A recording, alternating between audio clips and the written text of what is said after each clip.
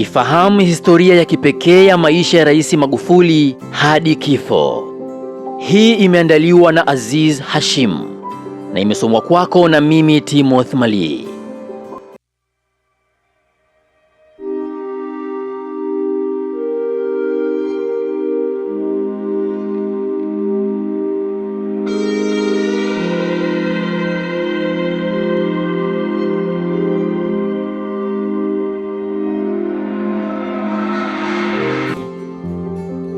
Dr. John Pombe Magufuli alikuwa ni rais wa awamu ya 5 wa Jamhuri ya Muungano wa Tanzania, aliyefikwa na umauti Machi 17 mwaka 2021 katika hospitali ya Mzena jijini Dar es Salaam.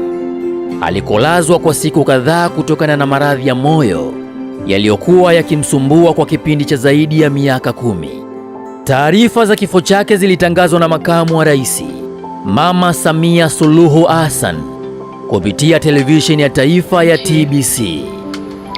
Kwa masikitiko makubwa nawajulisha kuwa leo tarehe 17 Machi mwaka huu 2021 majira ya saa 12 jioni tumempoteza kiongozi wetu shupavu, Rais wa Jamhuri ya Muungano wa Tanzania, Mheshimiwa Dr. John Pombe Joseph Magufuli. Na ifuatayo ni historia ya Dr. John Pombe Magufuli, kuanzia kuzaliwa, elimu, siasa, uraisi mpaka kifo chake. Magufuli alizaliwa Oktoba 29 mwaka 1956 katika wilaya ya Chato, ambayo ni mojawapo ya wilaya 5 ya mkoa mpya wa Geita uliopo kaskazini magharibi mwa Tanzania. Kipindi hicho wilaya hiyo ya Chato ilikuwa ni sehemu ya wilaya ya Biharamulo mkoani Kagera, na ni mwaka 2012 tu ndipo ilipohamishiwa mkoani Geita. Alianza safari yake ya kielimu katika shule ya msingi Chato mwaka 1967 alipoandikishwa kuanza darasa la kwanza. Mwaka 1974 alihitimu elimu ya msingi. Shule hii mimi nimesomea kuanzia darasa la kwanza mpaka la 7. Na baadaye alijiunga na shule ya seminari ya Katoke Biharamulo alikopata elimu ya sekondari kuanzia kidato cha kwanza mwaka 1975. Sasa changu niliwahi kulala hiki hapa. Hiki chapo. Na hili dirisha nilivunja mimi.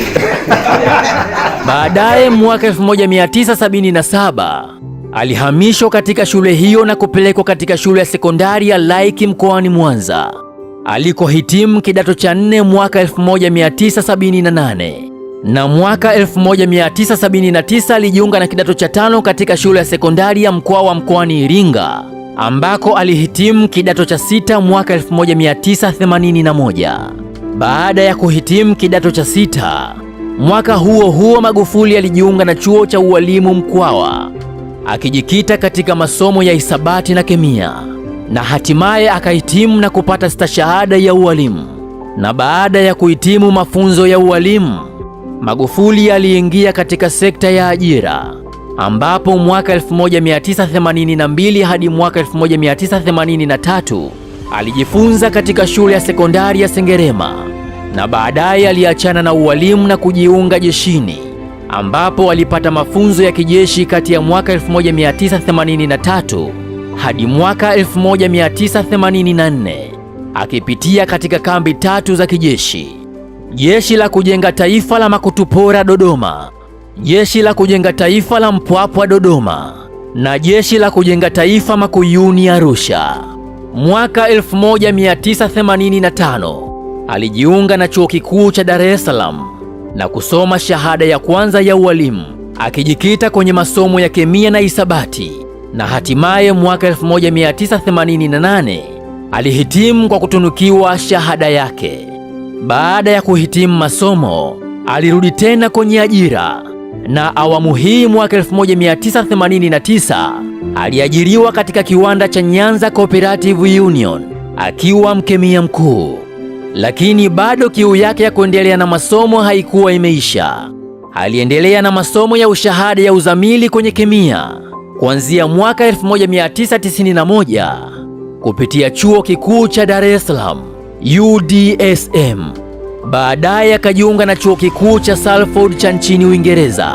Kati ya mwaka na ilipofika mwaka 1994 alitunukiwa shahada ya uzamili, na baada ya hapo aliingia kwenye siasa, lakini hiyo haikumzuia yeye kuendelea na elimu yake ya juu.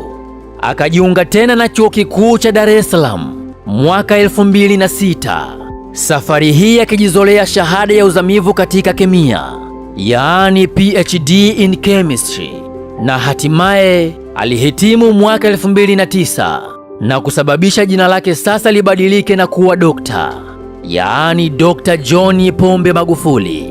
Udaktari wake haukuwa wa kutibu binadamu kama madaktari wengine unaowafahamu, bali ni kwa sababu sasa alikuwa ana shahada ya uzamivu, yaani PhD.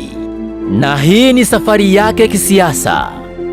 Magufuli alianza mbio za ubunge mwaka 1995 katika jimbo la Chato mkoani Geita. Alishinda uchaguzi huo, na baada ya hapo aliingia katika baraza la mawaziri kwa mara ya kwanza mwaka huo huo, wakati alipoteuliwa na Rais Benjamin Mkapa kuwa naibu waziri wa ujenzi, na hajawahi kukaa nje ya baraza hilo tangu wakati huo. Katika uchaguzi wa mwaka 2000 pia aligombea ubunge na kushinda, na Rais Mkapa akamteua na kuwa waziri wa miundombinu. Katika uchaguzi wa mwaka 2005 Daktari Magufuli aligombea ubunge kwa mara ya tatu na kupita bila kupingwa. Rais Kikwete alimteua kuongoza Wizara ya Ardhi, Nyumba na Maendeleo ya Makazi, na baadaye akamhamisha hadi Wizara ya Mifugo na Uvuvi. Mwaka 2010 alichaguliwa kuwa mbunge kwa mara ya 4, na Rais Kikwete alimrudisha katika Wizara ya Miundombinu na Ujenzi. Na hii ni safari yake ya uraisi. Julai 12 mwaka 2015, Chama cha Mapinduzi CCM kilimtangaza Magufuli kuwa mgombea wake wa kiti cha uraisi katika uchaguzi mkuu wa mwaka huo. Magufuli aliwashinda wapinzani wake Bi Amina Salum Ali na Dr. Asha Rose Migiro katika uchaguzi wa ndani wa chama, na hatimaye akakabidhiwa bendera ya kukiwakilisha chama hicho kwenye uchaguzi mkuu. Licha ya upinzani mkali aliyokutana nao katika uchaguzi huo kutoka kwa mwanasiasa mwingine wa CCM aliyehamia chama cha upinzani Chadema, Edward Lowassa, lakini Magufuli alishinda zaidi ya 58% ya kura zote na kutangazwa kuwa rais wa awamu ya 5 wa Tanzania. Waliapishwa rasmi Novemba 5 mwaka 2015, na ilipofika Julai mwaka 2020 Magufuli alichaguliwa tena na chama chake kuwania muhula wa pili wa urais. Safari hii alishinda kwa kishindo kizito na akamwacha mbali mpinzani wake ambaye alikuwa ni mwanasheria wa Chadema, Tundu Antipas Lissu, na akapata ridhaa ya kuongoza kwa awamu ya pili. Mapinduzi makubwa ya kiuchumi. Rais Magufuli atakumbukwa na Watanzania wengi kutokana na jinsi alivyoleta mapinduzi makubwa ya kiuchumi, alivyoifanya Tanzania kupaa na kuingia katika uchumi wa kati. Na miongoni mwa miradi mikubwa aliyoisimamia katika kipindi cha utawala wake ni pamoja na ufufuaji wa shirika la ndege la ACTL, upanuzi wa uwanja wa ndege wa Julius Nyerere Dar es Salaam, na ujenzi wa Terminal 3 uwanjani hapo, lakini pia na ujenzi wa reli ya kisasa ya SGR. Miradi mingine ni ujenzi wa daraja la juu la Mfugale Flyover, ujenzi wa mradi mkubwa wa uzalishaji wa umeme wa Julius Nyerere Hydropower Station maarufu kama Stigler's Gauge, ujenzi wa Ubungo Interchange, ujenzi wa daraja la Salenda na ujenzi wa daraja la Kigogo Busisi. Mafanikio mengine aliyoyapata ni kutoa elimu bure kuanzia kwa mwanafunzi wa shule ya msingi mpaka yule mwanafunzi wa sekondari, kuboresha huduma za afya, uboreshaji na upanuzi wa bandari ya Dar es Salaam, ujenzi wa vituo vipya vya mabasi ya terminal, ujenzi wa vituo vipya vya mabasi vya Mbezi Luis jijini Dar es Salaam, Dodoma basi terminal, sambamba na udhibiti wa rasilimali za taifa.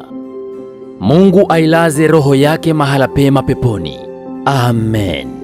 Hii imeandaliwa na Azizi Hashim na imesomwa kwako na mimi Timothy Mali.